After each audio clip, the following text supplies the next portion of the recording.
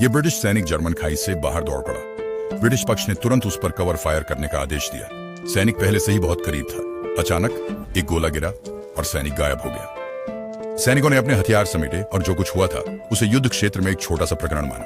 लेकिन sergeant major ने उन्हें बताया कि अभी का सिग्नल मैन वास्तव में एक जासूस था जिसे उन्होंने दुश्मन खेमे में भेजा था। उस महत्वपूर्ण खुफिया जानकारी को वापस लाने के लिए उसे 6 स्वयंसेवकों की जरूरत थी जो उसके साथ जाकर शरीर को वापस लाएं। इस समय जयेश ने सबसे पहले पंक्ति से बाहर कदम रखा। जब वे देर रात खाई से बाहर निकले तो वे जर्मन सैनिकों से मिले जो भी शव को लेने बाहर आए थे।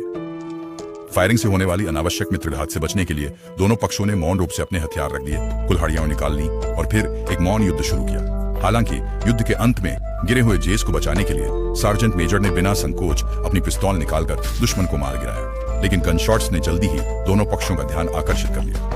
एक पल में मशीन गनों ने लगातार गोलीबारी शुरू कर दी और सैनिक वहीं मारे गए। फिर अचानक फ्लेयर जल उठे और अकेला बचा। जेस जल्दी से उठकर भाग गया। सौभाग्य से आखिरी पल में वह समय पर बम के गड्ढे में कूद गया। जैसे ही वह मौत से बाल बाल बचा, तमाम बाधाओं को पार कर चुके जेस अचानक घबरा गए और रो पड़े।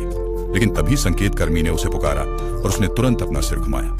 पता चला कि संकेत कर्मी अभी भी जिंदा था, लेकिन निर्दयी बम ने उसका बायां पैर छीन लिया था। सिग्नलमैन ने जानकारी जेस को दी और उनसे अनुरोध किया कि वह इसे अकेले शिविर तक पहुंचाएं। लेकिन जेस का उन्हें पीछे छोड़ने का कोई इरादा नहीं था। इसलिए जब सूरज उगा, एक बहादुर आकृति अचानक बम गड्ढे से उभरी और जेस अपने साथी को पीठ पर उठाकर जल्दी से शिविर की ओर बढ़ने लगे। हालांकि दुश्मन ने जल्द ही उन्हें खोज लिया और गोलीबारी शुरू कर दी। सौभाग्य से उनके पक्ष की मित्रवत सेना ने भी तुरंत कवर प्रदान किया। अंततः गोलियों के बौछार के बीच जैस अपने साथी को खाई के किनारे तक सफलतापूर्वक ले आए। सौभाग्य से जैस को गंभीर चोट नहीं आई, लेकिन सिग्नलमैन दुर्भाग्य से मारा गया। उसने उस महत्वपूर्ण खुफिया जानकारी को निकाला जो दूसरी पार्टी ने उसे दी थी और तुरंत अपने वरिष्ठ को सौंपने के लिए तैयार था। लेकिन किसी ने उम्मीद नहीं की थी कि यही कार्य अचानक उसके जीवन का अंत कर देगा।